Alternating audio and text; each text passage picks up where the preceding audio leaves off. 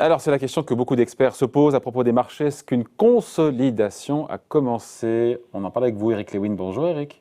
Bonjour, mon cher David. Tous mes voeux, bonne année. Moi aussi. Rédacteur en chef des publications Agora. On a vu Paris, même les places boursières, souffler un petit peu hier. Aujourd'hui, on est à l'équilibre, là, non? Au moment où on se parle. Est-ce que l'humeur est en train de changer, selon vous, Eric, parce que la situation sanitaire est toujours très dégradée? On a une aggravation de la pandémie quand même sur fond de propagation de ce variant anglais du Covid, parce qu'on a aussi ces taux longs américains qui montent. Vous me direz, 25 points de base en 8 jours, c'est quand même pas rien. On est à 1,15 sur le 10 ans américain. Est-ce qu'avec tout ça, l'humeur est un petit peu en train de virer, un peu plus aigre? Non, j'ai pas envie de parler d'humeur, mais il y a quand même un petit sentiment qui me choque sur les marchés. J'arpente pas mal les plateaux télé, et quelles que soient les personnes avec qui vous discutez, ils vous disent, voilà, 2021, ça va être une super année boursière, parce que la pandémie va être vaincue, l'économie va repartir, gna gna gna, on va aller toucher les plus hauts à Paris, etc. C'est possible, mais j'ai quand même le sentiment qu'on aurait besoin d'une petite respiration. En tout cas, ce qu'on peut dire, c'est qu'on est en manque de catalyseurs, parce qu'on sait très bien que les vaccins vont finir, enfin espérons, par produire leurs effets. On sait que les politiques monétaires vont rester ultra accommodantes. On sait que les politiques budgétaires vont être accommodantes, avec sans doute un plan Biden à 2000 milliards de dollars. D'infrastructure, de plan d'infrastructure.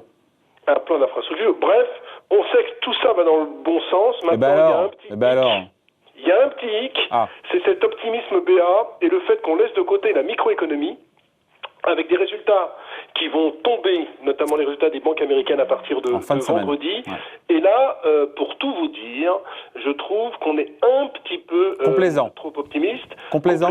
Alors, le troisième trimestre, on a une baisse des résultats de 5% pour le S&P, on attend moins 8. Maintenant, la grande problématique, c'est qu'on attend plus 22% sur les résultats en 2021. En Europe, c'est encore mieux, on attend plus 33%. Et là, mon cher David, comme dirait l'autre, il ne faut pas se planter. Parce que quand vous voyez, par exemple, la valorisation aux États-Unis, alors que le PER sur 2021, en tenant compte d'une hausse des résultats de 22% et de 24%, alors qu'on est sur une moyenne historique en général de 15%, alors là, il ne faut vraiment pas qu'il y ait du retard à l'allumage, parce qu'on pourrait avoir des secousses sur les marchés. Donc, à mon avis, c'est la microéconomie maintenant qui va donner le là, avec aussi la problématique sur les vaccins, c'est qu'on sait tous qu'on va se faire vacciner. Enfin, moi, j'irai me faire vacciner, je ne sais pas, on n'en a pas encore discuté si vous irez, mais après, il y a quand même un problème de logistique, on voit que ça va être lent, et on voit tout de même que même si on a les vaccins, on va sans doute devoir passer par un confinement, sans doute en France, alors couvre-feu à 18h, confinement total. Bref, il y a beaucoup d'incertitudes sur la table, donc on n'est quand même pas sorti de l'auberge, et il ne faut pas escompter quand même qu'une énorme progression des profits, notamment sur le premier semestre 2021, ce qui me fait dire qu'on aurait besoin quand même d'une respiration sur les marchés financiers, c'est-à-dire voir le CAC perdre 400 ou 500 points, ça me paraîtrait pas complètement dément. N'oublions pas que la semaine dernière, on a affiché un plus haut depuis 11 mois sur le CAC 40, qu'en dépit d'une pandémie grandissante, on a perdu que 7% l'année dernière sur le CAC. Je ne parle pas de l'indice MSCI Monde qui a gagné 14%. Donc oui, pour moi, il y a besoin d'une respiration. Alors dire que c'est parce que les histoires de Trump avec Biden, j'y crois pas une seconde. Sur les taux longs américains, c'est tout à fait normal que si on presse une reprise économique, on est à 10 ans, à 1,15. Ça m'inquiète pas. Non, moi, c'est surtout la microéconomie qui m'inquiète. Je pense qu'on est beaucoup trop optimiste sur la reprise des profits de 2021, notamment eu égard à ce début d'année où on voit effectivement qu'il y a une aggravation de la situation sanitaire quasiment partout dans le monde. C'est ça, hein? Ben oui, alors il y a une aggravation. Alors après, elle peut être compensée par les vaccins. C'est-à-dire que jusqu'à maintenant, on voyait qu'il y avait une aggravation de la situation, notamment aux États-Unis, mais on se disait, ouais, finalement, il y a les vaccins qui vont arriver, c'est pas si grave que ça, etc.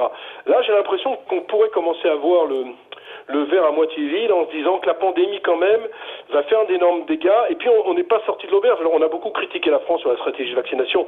On a vacciné 150 000 personnes pour l'instant, etc., etc. Bref, c'est pas ce que j'ai envie de dire, mais c'est long, quoi, la vaccination. À part un pays comme Israël, qui a déjà vacciné 25% de sa population, mais qui est un pays de simplement 9 millions d'habitants avec une vaccination jour et nuit, il y a beaucoup de retard à l'allumage dans beaucoup de pays. Même aux États-Unis, ils sont encore loin d'avoir l'immunité collective, comme on dit. Donc, tous ces éléments, j'ai l'impression qu'on presse trop le bon côté des choses. Je ne veux pas être un oiseau de mauvais augure, Mais pourquoi les marchés ne le voient pas et ne le pricent pas justement? Pourquoi les marchés restent avec des hausses de profit attendues à 2 chiffres sur 2021 alors qu'on voit que la reprise est décalée dans le temps parce qu'il y a aggravation aujourd'hui de la pandémie et de la situation sanitaire? Pourquoi est-ce que c'est pas pris en compte? Je pense qu'ils ont besoin d'un prétexte pour vraiment consolider.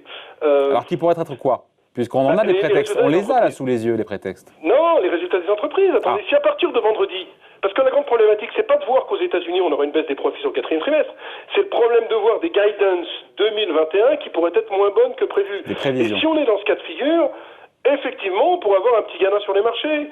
Deuxièmement, il y a eu une reprise de la value ces dernières semaines. Tout ce qui est banque, tout ce qui était société qui n'avait pas progressé. Il est bien évident que si la vaccination prend du retard, et si on se rend compte que les profits ne seront pas au rendez-vous, il n'y a aucune raison d'acheter de la value. Bref, il y a quand même beaucoup d'incertitudes et il y a beaucoup d'éléments qui me font dire qu'on doit consolider. Attendez, je suis pas en train de dire qu'il y a un krach boursier. Je suis pas en train de dire. Mais vous savez, en plus, il y a un consensus mou. C'est la même chose sur le Bitcoin. Vous avez fait pas mal de vidéos là-dessus. Le Bitcoin était, je crois, autour de 40 000 ce week-end. Et il y a un truc de JP Morgan qui est sorti en disant 150 000 $. C'est JP qui disait 150 000 $ le Bitcoin. Et qu'est-ce qui s'est passé? Paf! Le Bitcoin a perdu 10 000 $. Ce que je veux dire par là, c'est qu'il y a trop d'optimisme sur le marché. Tous les mecs sont dans le même sens en vous disant TINA, there is no alternative, FOMO, gna gna gna, on manque là. Et moi, je suis pas à l'aise avec ça. Ouais. Sachant qu'à chaque repli, Eric, on se quitte là-dessus, à chaque repli, vous l'avez vu, les acheteurs sont revenus et les marchés ont rebondi. Ça sert à ça, les prises de bénéfices, ça recrée des opportunités aussi. Oui, mais les prises de bénéfices, je pense que là, on est quand même parti pour une vague de prise de bénéfices, pour moi, un peu plus forte. Je vois pas comment, sauf si je me plante complètement, et si en termes de prévision de bénéfices aux États-Unis, notamment les banques, on nous annonce que vraiment c'est exponentiel, je vois pas comment avec un PE de 24 sur le marché américain, et avec des croissances comme on attend, on peut continuer à monter sans respiration. Et je vous dirai, et je terminerai là-dessus parce qu'on n'a pas tellement de temps, mais on a quand même besoin d'une respiration sur les marchés. Moi, je trouve pas que ça soit très sain qu'un marché monte comme ça en ligne droite, sans respiration. Et puis de vous à moi, David, si on va de 5007 à 5003, si on perd 400 points là sur le CAC, est-ce que c'est vraiment dramatique? Franchement, ça va pas changer nos vies, Ça va changer les vies de personne, ça sera des prises de bénéfices intéressantes. Et là, peut-être, si la pandémie se calme et si on arrive à vacciner, les marchés pourraient aller voir au-dessus de 6 000 points. Parce que moi, j'ai toujours un objectif au-dessus de 6 000 points, voire 6 500 points sur le premier semestre. Je ne change pas mon fusil d'épaule, je ne suis pas devenu un pessimiste PA. Simplement, je dis, on a besoin d'une vague de consolidation sur les marchés. Ce serait plus sain et surtout plus logique. Voilà, point de vue signé Eric Lewin, rédacteur en chef des publications Zagora. Merci Eric, bonne année encore. Merci David, bonne année. Salut.